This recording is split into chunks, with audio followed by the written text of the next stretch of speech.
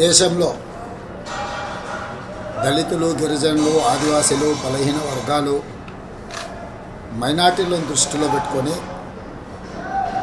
ఆనాడు డాక్టర్ బాబాసాహెబ్ అంబేద్కర్ గారు ఒక గొప్ప రాజ్యాంగాన్ని మనకు అందించడం జరిగింది.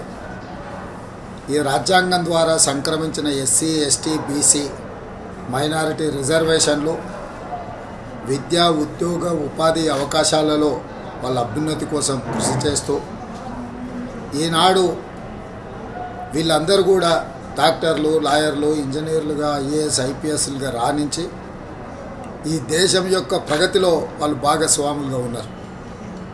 75 సంవత్సరాలు పూర్తి చేసుకుంటున్న ఈ సందర్భంలో ప్రజాస్వామ్యాన్ని పరిరక్షించి ప్రజాస్వామ్యాన్ని మరింత బలోపేతం చేసి ప్రగతి వైపు దూసుకెళ్ళి ప్రపంచ దేశాలతో పోటీ పడాల్సిన భారత్ ఈరోజు భారతీయ జనతా పార్టీ కుట్రలకు బలవుతున్నది. ఈరోజు భారతీయ జనతా పార్టీ దేశంలో 400 సీట్లు సాధించడం ద్వారా రాజ్యాంగాన్ని మార్చాలనే కుట్ర చేస్తున్నది.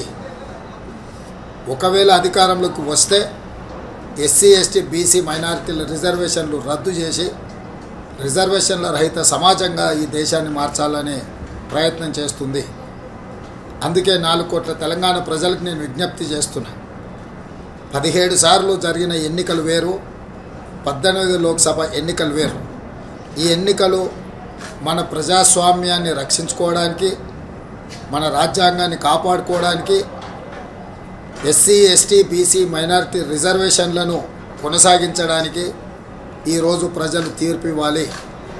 ఈ తీర్పులో ఏమాత్రం ఎమరపాటుగా ఉన్నా కూడా దేశం తీరని నష్టాన్ని ఎదుర్కోబోతుంది.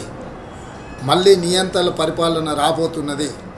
అందుకే తెలంగాణ సమాజం అందరూ కలిసికట్టుగా కాంగ్రెస్ పార్టీకి, శ్రీమతి సోనియా గాంధీ, శ్రీ మల్లికార్జున్ ఖర్గే గారు, శ్రీ రాహుల్ గాంధీ గారి నేతృత్వంలో ఎన్నికల బరిలో దిగిన ఇండియా కూటమిని గెలిపించడం ద్వారా ఎస్సీ, ఎస్టీ, బీసీ, మైనారిటీ రిజర్వేషన్లను కాపాడుకోవడం, మన రాజ్యాంగ స్ఫూర్తిని, డాక్టర్ బాబాసాహెబ్ అంబేద్కర్ గారు ఇచ్చిన ఆలోచన విధానాన్ని ముందుకు తీసుకెళ్ళాలి. కాబట్టి మిత్రులారా, మీరందరూ కూడా కాంగ్రెస్ పార్టీకి అండగా నిలబడి 13 తారీఖు నాడు జరగబోయే ఎన్నికలలో కాంగ్రెస్ అభ్యర్థులను గెలిపించాల్సిందిగా మీ అందరికీ నేను విజ్ఞప్తి చేస్తున్నా. అసలైన తొలి వెలుగు. ఫాలో వాట్సాప్ @తొలి వెలుగు official.